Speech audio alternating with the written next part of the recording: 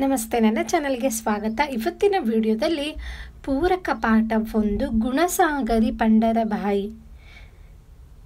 ಕವಿಯತ್ರಿಯ ಹೆಸರು ಡಾಕ್ಟರ್ ಜಯಮಾಲಾ. ಬನ್ನಿ ಇವತ್ತಿನ ವಿಡಿಯೋ ತಡ ಮಾಡದೆ ಶುರು ಮಾಡೋಣ.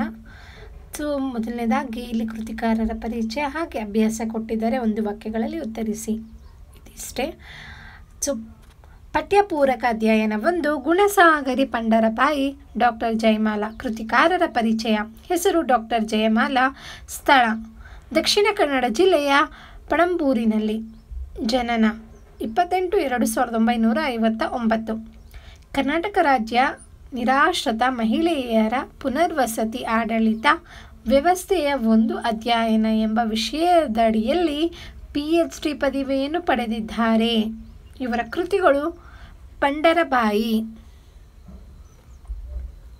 ಹಾಗೆ ಇವರ ಪ್ರಶಸ್ತಿಗಳು ಸ್ವರ್ಣಕಮಲ ಪ್ರಶಸ್ತಿ, ವಿಶೇಷ ರಾಷ್ಟ್ರ ಪ್ರಶಸ್ತಿ, ಅತ್ಯುತ್ತಮ ನಟಿ, ಅತ್ಯುತ್ತಮ ಚಿತ್ರ, ಫಿಲ್ಮ್ಫೇರ್ ಪ್ರಶಸ್ತಿ, ರಾಜೀವ್ ಗಾಂಧಿ ರಾಷ್ಟ್ರೀಯ ಸೌಹಾರ್ದ ಪ್ರಶಸ್ತಿ, ಕನ್ನಡ ರಾಜ್ಯೋತ್ಸವ ಪ್ರಶಸ್ತಿ, ವಿ ಶಾಂತಾರಾಮ್ ಬಂಗಾರದ ಪದಕ, ಗ್ಲೋಬಲ್ ಮ್ಯಾನ್ ಪ್ರಶಸ್ತಿ ಮುಂತಾದವು. ಇದಿಷ್ಟು ಅವರ ಪ್ರಶಸ್ತಿಗಳು. ಹಾಗೆ ಕೃತಿಕಾರರ ಪರಿಚಯ. ಅಭ್ಯಾಸ, ಒಂದು ವಾಕ್ಯಗಳಲ್ಲಿ ಉತ್ತರಿಸಿರಿ.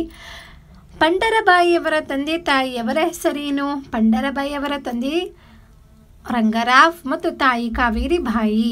ಎರಡನೇ ಪ್ರಶ್ನೆ, ಪಂಡರಬಾಯಿಯವರು ನಟಿಸಿದ ಮೊದಲ ಚಿತ್ರದ ಹೆಸರೇನು? ಪಂಡರಬಾಯಿಯವರು ನಟಿಸಿದ ಮೊದಲ ಚಿತ್ರದ ಹೆಸರು ವಾಣಿ.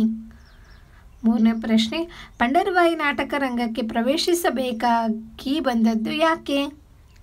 ಉತ್ತರ, ಪಂಡರಬಾಯಿಯವರ ಅಣ್ಣ ವಿಮಲಾನಂದರ ಆದರ್ಶ ನಾಟಕ ಸಂಘದ ವತಿಯಿಂದ ಪ್ರದರ್ಶಿಸುತ್ತಿದ್ದ ನಾಟಕದಲ್ಲಿ ಅಭಿನಯಿಸುತ್ತಿದ್ದ ನಟಿ ಬರದೇ ಇದ್ದಾಗ ಪಂಡರಬಾಯಿಯವರು ನಾಟಕ ರಂಗಕ್ಕೆ ಪ್ರವೇಶಿಸಿ ಅಭಿನಯಿಸಿದರು. ನಾಲ್ಕನೇ ಪ್ರಶ್ನೆ, ಪಂಡರಬಾಯಿಯವರಿಗೆ ಜೀವಮಾನ ಸಾಧನೆಗಾಗಿ ಯಾವ ಪ್ರಶಸ್ತಿಯನ್ನು ನೀಡಲಾಯಿತು? ಪಂಡರಬಾಯಿಯವರಿಗೆ ಜೀವನಮಾನ ಸಾಧನೆಗೆ ಫಿಲ್ಮ್ಫೇರ್ ಪ್ರಶಸ್ತಿಯನ್ನು ನೀಡಲಾಯಿತು. ಪಂಡರಬಾಯಿಯವರು ಯಾರ ಮನಸ್ಸಿನಲ್ಲಿ ಅಮರರಾಗಿದ್ದರು? ಪಂಡರಬಾಯಿಯವರು ಕಲಾ ರಸಿಕರ ಮನಸ್ಸಿನಲ್ಲಿ ಅಮರರಾಗಿದ್ದರು. ಪಂಡರಬಾಯಿಯವರು ನಾಟಕದಲ್ಲಿ ಬಣ್ಣ ಹಚ್ಚಲು ಕಾರಣವೇನು? ಆದರ್ಶ ನಾಟಕ ಸಂಘ ಪ್ರದರ್ಶಿಸುತ್ತಿದ್ದ ನಾಟಕದಲ್ಲಿ ಅಭಿನಯಿಸುತ್ತಿದ್ದ ನಟಿ ನಾಟಕ ಆರಂಭಕ್ಕೆ ಅರ್ಧ ಗಂಟೆ ಬಾಕಿ ಇರುವಾಗ ಬರುವುದಿಲ್ಲ ಎಂಬ ವಾರ್ತೆ ಕಳುಹಿಸುತ್ತಾಳೆ. ಆಗ ನಾಟಕದ ಟಿಕೆಟುಗಳು ಪೂರ್ತಿ ಮಾರಾಟವಾಗಿದ್ದವು. ನಾಟಕ ನಿಂತರೆ ಬಹುದೊಡ್ಡ ಕಷ್ಟಕ್ಕೆ ಕುಟುಂಬ ಸಿಕ್ಕಿಕೊಳ್ಳಬಹುದೆಂಬ ಆಲೋಚನೆಯಿಂದ ಈ ಪಾತ್ರವನ್ನು ತಂಗಿ ಪಂಡರಬಾಯಿ ಶೈಲಿ ಏಕೆ ಮಾಡಿಸಬಾರದು ಎಂದು ಅಣ್ಣ ವಿಮಲಾನಂದ ಆಲೋಚಿಸಿ ನಾಟಕದಲ್ಲಿ ಸೇರಿಸಿಕೊಂಡನು. ಹೀಗೆ ಪಂಡರಬಾಯಿಯವರು ನಾಟಕದಲ್ಲಿ ಬಣ್ಣ ಹಚ್ಚಿದರು. ಓಕೆ. ಏಳನೇ ಪ್ರಶ್ನೆ, ರಂಗರಾವ್ ಅವರ ಮಗಳ ಹೆಸರನ್ನು ಪಂಡರಬಾಯಿ ಎಂದು ಬದಲಾಯಿಸಲು ಕಾರಣವೇನು? ಪಂಡರಬಾಯಿಯವರ ಮೂಲ ಹೆಸರು ಗೀತಾ. ಪಂಡಾಪುರದ ಪಂಡಾರಿನಾಥದಲ್ಲಿ ಅತೀವ ಶ್ರದ್ಧೆ ಮತ್ತು ಭಕ್ತಿಗಳನ್ನು ಹೊಂದಿದ ರಂಗರಾವ್ ಗೀತಾ ಎನ್ನುವ ಮಗಳ ಹೆಸರನ್ನು ಪಂಡರಬಾಯಿ ಎಂದು ಬದಲಾಯಿಸಿದರು.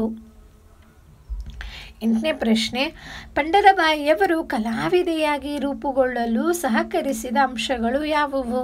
ಉತ್ತರ, ಪಂಡರಬಾಯಿಯವರ ತಂದೆ ಹರಿದಾಸ ಆಗಿದ್ದರು, ತಾಯಿ ಶಾಲಾ ಶಿಕ್ಷಕಿಯಾಗಿದ್ದರು. ಇವರಿಂದ ಶಿಸ್ತು ಮತ್ತು ಸಂಸ್ಕೃತಿಯನ್ನು ಕಲಿತಿದ್ದರು.